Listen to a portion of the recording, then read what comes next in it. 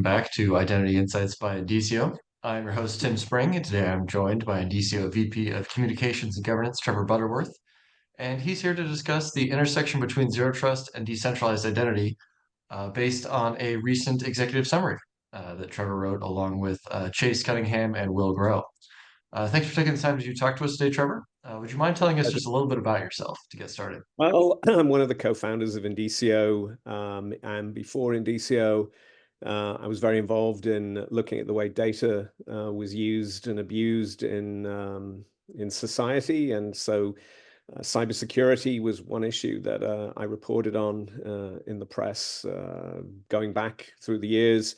Wrote about Stuxnet and other things. So I've always been interested in cybersecurity, and obviously this topic and is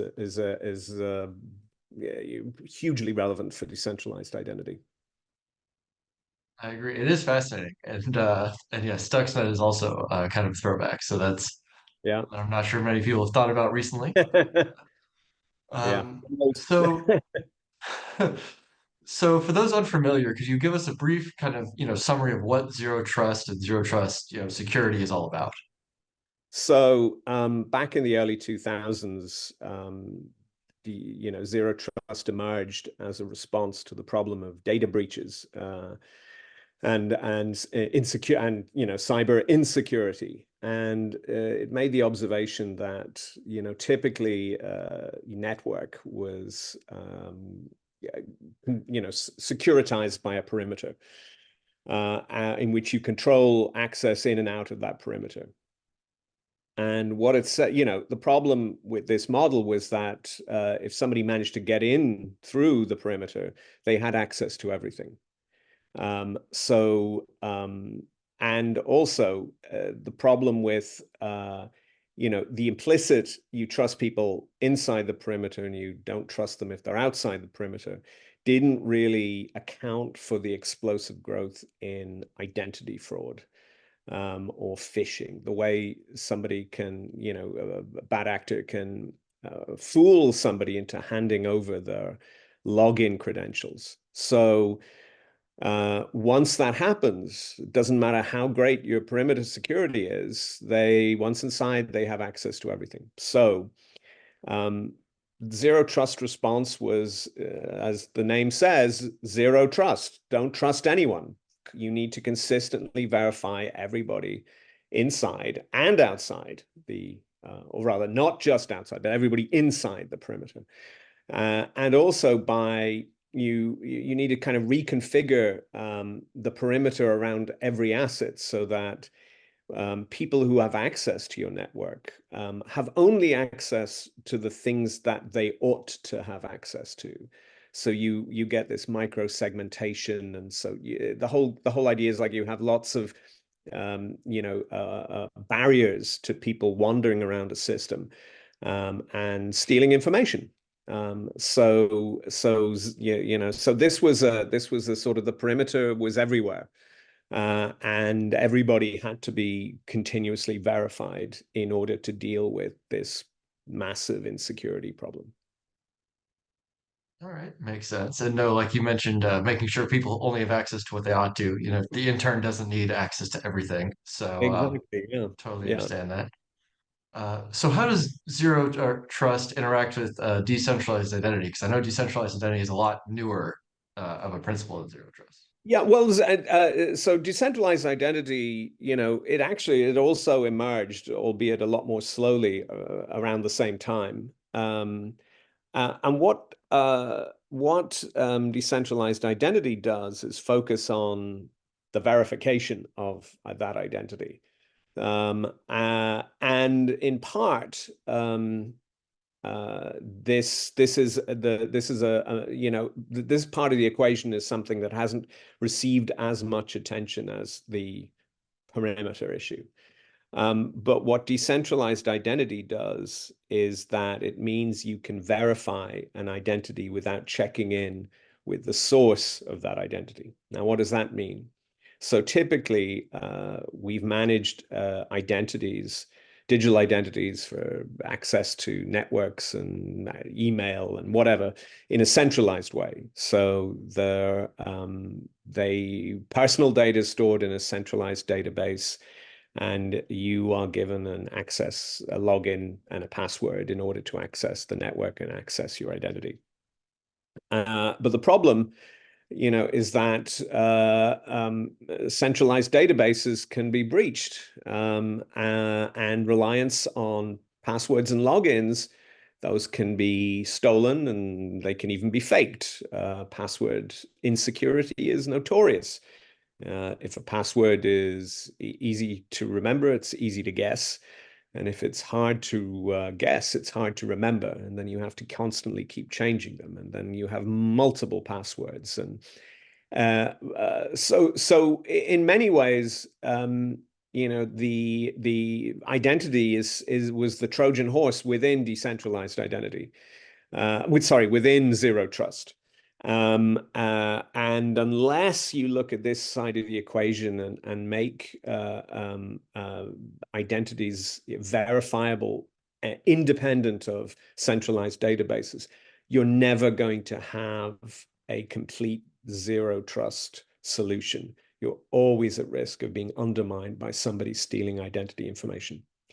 And of course, decentralized identity means that you give somebody a verifiable credential with their identity data, and you verify that verifiable credential. You authenticate that identity using cryptography. So there's no database of personal data, and there's no get password or username that can be faked or stolen. And that really reduces the attack area for managing zero trust. Now you have a much stronger way of verifying identity, and it's much less frictional. I mean, you can continuously authenticate without the sort of the frictional burden of retyping in passwords or multi-factor authentication. So we talk about in this paper of decentralized identity completing zero trust, is that that you can't just think of security and identity as separate things. They need to be brought together, and decentralized identity is the best way of managing identity within zero trust. All right. So I know that obviously, right, Indicio sells proven a decentralized identity solution. If someone already has zero trust architecture in place, could you just plug in a decentralized identity solution into that, or do they need to be built together? Would you be able to go into that at all? The beauty of verifiable credential technology using Indicio Proven is that it works with any system, and you can just layer it in very quickly. You don't need to lift and shift your entire identity and access management system. You instead layer in verifiable credentials and achieve this sort of rapid digital transformation very simply, very quickly, and without the usual cost burden that's associated with a lot of security and identity and access management systems. So it's a triple win if you use Indicio Proven. All right, awesome. Going back to the paper just a little bit, I'm curious uh, if you could sum it up in terms of, a couple of key takeaways that you would really, like to stress to the reader as they kind of go through it, and what the key learnings are from the document. Well, so one of the so we this document is really designed to kind of bring CISOs and other executives up to speed on the problem and how it can be simply how decentralized identity meets the needs of a zero trust approach. So the document shows, the diagrams and explains how you can verify every employer or user. You can validate devices so that you can have a much stronger biometric integration. So everybody's concerned about deep fakes. from generative AI tools, as a way of defeating more enhanced biometric-based security. Well, you can bind biometric details and liveness checks to verifiable credentials at the time of issuance, so that that when that credential is being presented and those biometrics are being presented, they're both bound together. So that's a very powerful tool. The other critical way in which Proven is able to deliver on zero trust is that it has very simple governance tools that enable the micro-segmentation, that limit access to a network, so that you can, program your rules in. They're downloaded to the credential, they're downloaded to the verifying software, and you can manage employee access at a granular level in a very simple way. So I think that's a really critical point, that that people may not realize what you can do with verifiable credential technology. And is that the governance that comes with it, the rules for information flows, how you implement them can make, really, really powerful way to implement strategy and an approach and your cybersecurity rules.